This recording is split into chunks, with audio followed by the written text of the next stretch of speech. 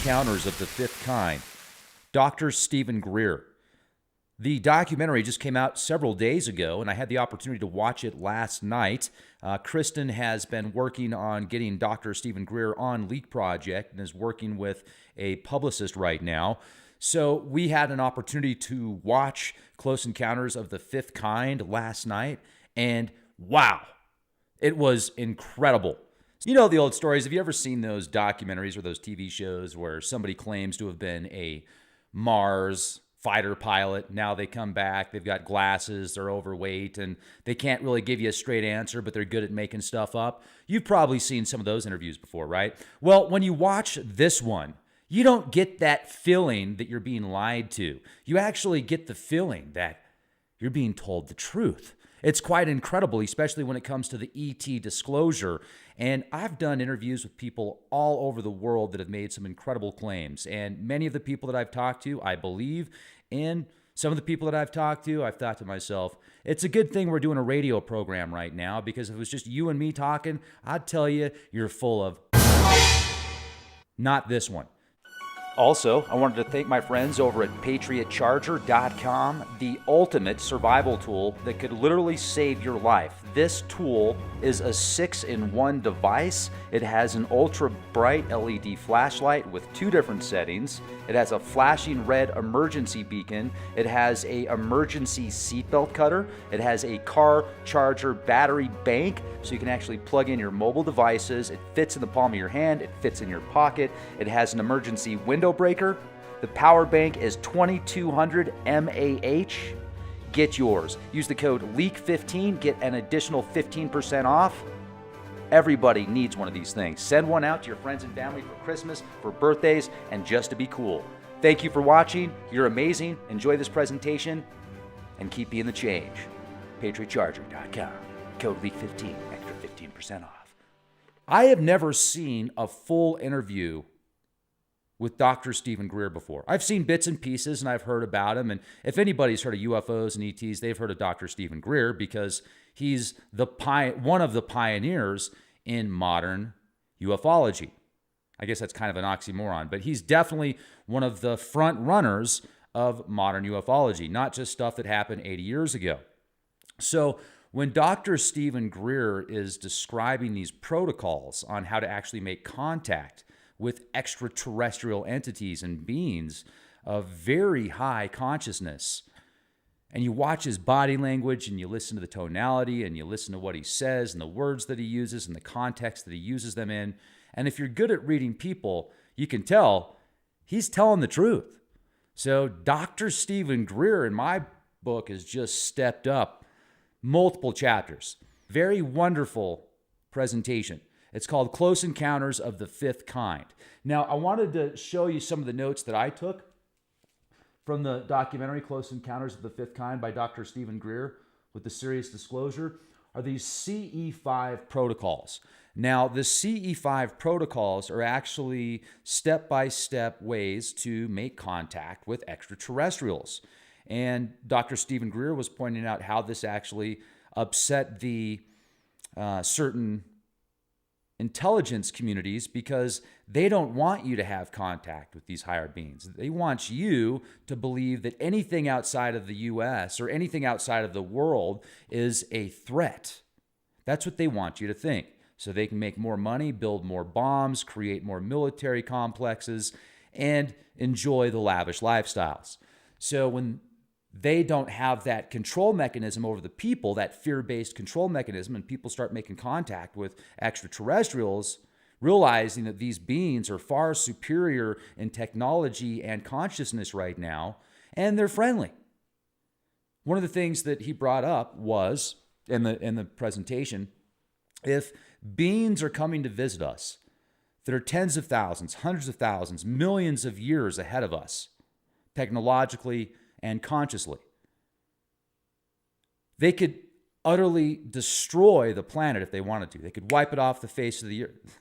They could wipe it off the face of the universe. Like red dust. Make it disappear. But they don't. Why? I'm thinking of the book of Enoch also. I've been reading bits and pieces. I've been going through multiple podcasts describing different books of Enoch. I'm in 2 Enoch right now, which is the Slavonic version of Enoch, and it's a wonderful read, and it describes how beings came from up there to not only control some of the beings down here, but almost like there's the strings up there, you're the puppet master up there, and then you're playing with yourself down here from up there. And you're forgetting about it at the same time to make it an experience, because maybe you're bored if you know everything all the time, so you want to learn it over again and create experiences. If you know everything, then what do you have? Experiences, right? So these interdimensional beings, and actually there's a photograph. That's another thing I got to say about this series. Wow, or not the series, but the documentary. The photographs and the video evidence that they present is excellent. And the majority of the photographic and film evidence that they share is during these CE5 protocols, where there's actually groups of people calling these extraterrestrials and asking for them to make themselves known. And they do in various shapes and sizes and colors. You can clearly tell they're anomalies, but there's this one image in particular towards the end of the documentary showing this being, this light being that has almost like a triangular head, and it is shown over this one gentleman that has had hearing problems almost his entire life, and he's an older gentleman, older than me anyway, and he actually doesn't have hearing issues anymore. He can hear great. After that event that was experienced with other people when they were doing one of these CE5 protocols. And I'm sure that stands for Close Encounters of the Fifth Kind, where instead of just saying, wow, that's an incredible vessel, who's piloting the vessel? How do we make contact with them?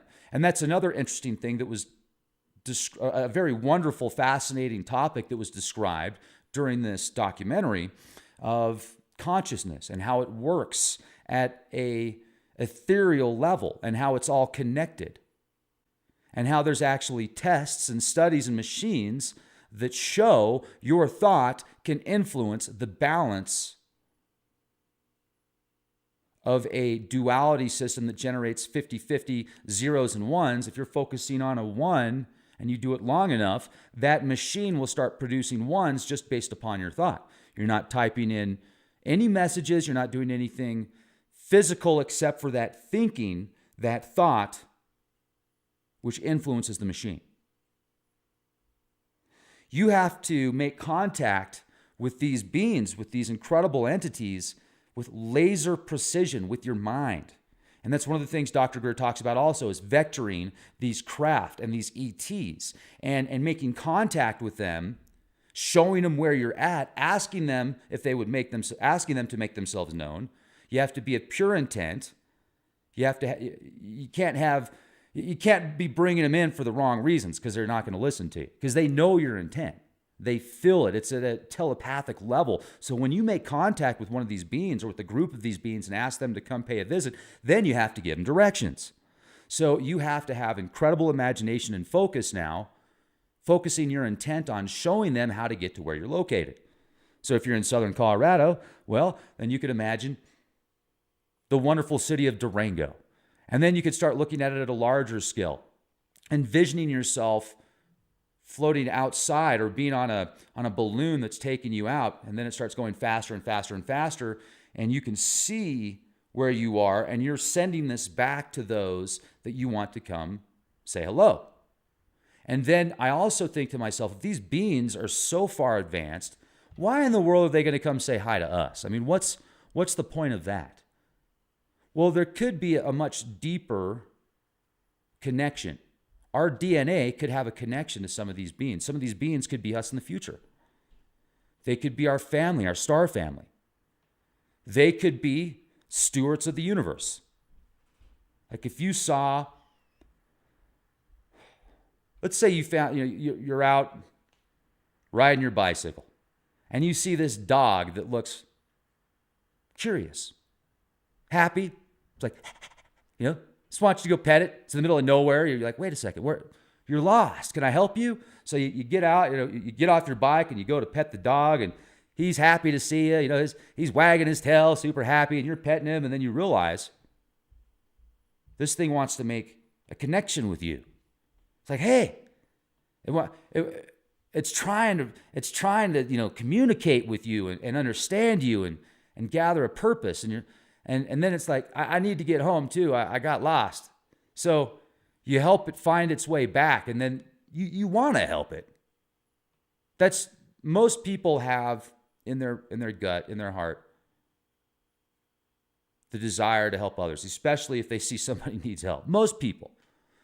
So, and that's with our limited facilities physically, that is like a receiver. I was thinking about this the other day. The universe as consciousness can be anything at any time or everything at once. So now if you have a receiver or a box that is a tuner that only picks up specific frequencies because of its manufacturing, the way that it was made, it is now limited. But once that tuner disappears, now everything is flowing as it's flowing without stopping and then changing channels, getting bits and pieces. And it all has its purpose. So that radio is wonderful because it can tune in to specific frequencies. Even though it is limited, you have a new opportunity to listen to something in limited fashion, which in a sense is adding to the infinite bliss of life, consciousness, rebirth, and endurance. So when you make contact with these beings, like you see right here, I've got this. Here's the brain. Your brain's an antenna. Your brain's an antenna, and you're making contact with an entity or multiple entities or beings somewhere else in the universe. And that somewhere else in the universe is a concept of imagination as well, because everything is connected at some level. We're all drops in the ocean. Right now we're experiencing this individually, but then we can be put back into the ocean at one point, and then we'll be flowing with the ocean, not dropping from a cloud to the ocean as a single raindrop, metaphorically speaking. So the interdimensional beings, and there's that one image that I told you about where that wonderful loving being actually healed that person's hearing. They got an image of that, and it was incredible. I've talked to people that have had experiences with ETs that aren't happy though, which are very, like they almost start tearing up when they talk about it. They get really nervous. And they've described these beings coming in and out of dimensions as well, like zzz. Now, whether or not those beings, and that is a technology that's used by dark factions within the world, human factions, like shadow operations, that's another thing that was discussed during this documentary. And they put this on the record, very high level ranking officials describing covert operations to create fear and instill fear in those when it comes to ETs, pretending to be extraterrestrials with the mind control tactics and other various means. I don't know if they're using frequencies combined with hallucination, supplements that would cause hallucinations or what. I don't know how the protocols work, but a very refined process with technology that these shadow operations use to mimic an abduction, create and instill fear in the masses. So if ETs ever do visit, people will have that fear-based mindset. Now, one thing that I do not agree with, if somebody out there says every being in the universe that's advanced beyond humans are peaceful, I have a tough time believing that right now. It could be the case. However, I think we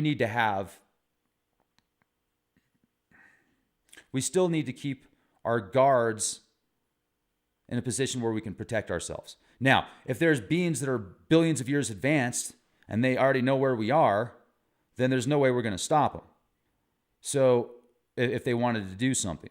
unless something of a higher stature was to step in and prevent that. But one thing that he did bring up, Dr. Greer, was out of all these experiments that have been done, nobody has ever been harmed. So if you are a receiver and you're sending out a signal of love and peace and happiness and excitement and wanting to learn and understand, and you connect to another being out there with this laser precision of thought, you ever hear you get what you think, you attract what you think?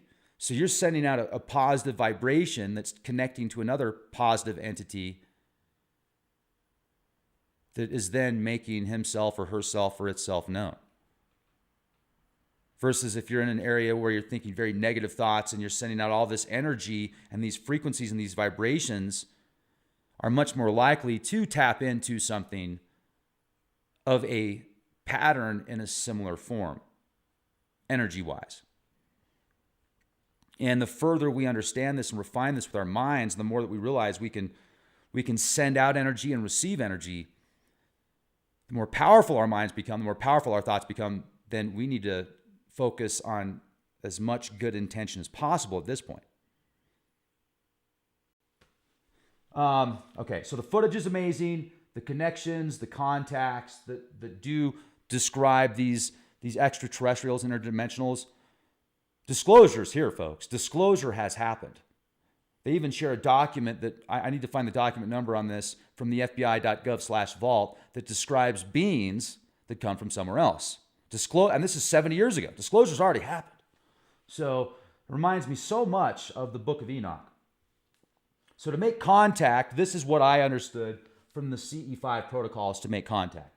You have a peaceful intention. You clear your mind as best as possible. Now that's the toughest part, right? Especially for people like me. So focus your mind. Focus your intention. Focus your intention and making contact with an extraterrestrial or an interdimensional. Once you feel that you have made that connection, you ask for it to make itself known to you, to show itself. And you have to have positive intentions. And then once you do that, then you bring it in. Like you vector it in. You show it where you're at. Like I was describing with these visual forms. You, as best as you can, to the city. So, show the planet in your mind, then the state, then the city, and then the block or the town that you're in, and then show the house that you're in, and find a way to do that with your imagination as you're sending it out to this entity or these entities, so that it can follow that path. Because most likely, these beings and the craft that they use are connected at a telepathic level. It's like a merger. The first part of the documentary describes the way that the mind and consciousness works and shows how it can be measured with value even though you don't physically see it with your eyes. It's a fascinating documentary. You really want to see this. It's great. So thank you for listening. If you've seen it, I want to hear what you think. Have an amazing day. Be the change you want to see.